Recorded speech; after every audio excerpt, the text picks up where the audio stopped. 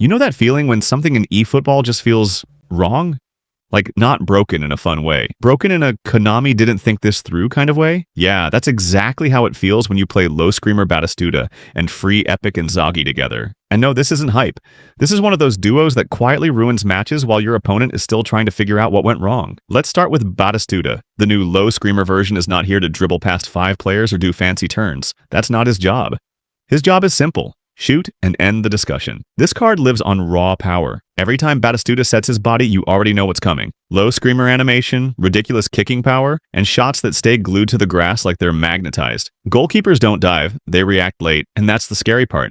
You don't need space, you don't need perfect angles. Half a yard is enough and the ball is already in the net. Now here's where things get disgusting, because right next to him, you have Free Epic Inzaghi. And I already know what some of you are thinking. Fox in the box. Limited. Not my style. Cool, but here's the truth. Inzaghi doesn't need to do much. He just needs to exist. This card lives inside the box. He doesn't wander. He doesn't drift wide for no reason. He doesn't overcomplicate anything. He just keeps making those annoying little movements defenders hate. Half steps, fake runs, sudden stops, and every rebound, every loose ball, every defensive mistake, that's Inzaghi's territory. Now put this together. Batistuta is pulling defenders toward him because nobody wants to give him shooting space. So center backs step out, midfielders drop deeper, the defensive line starts panicking. And who benefits from chaos? Exactly. Inzaghi. You block Batistuta's shot.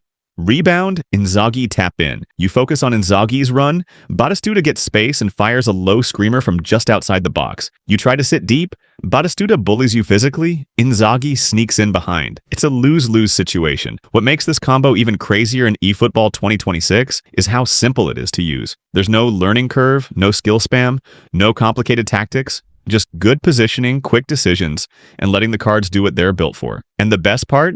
This is free-to-play friendly. One is literally free. The other doesn't require you to play like a pro dribbler or a meta merchant. You're not forcing anything. You're just playing football the way the game naturally rewards. Is it flashy? Not really.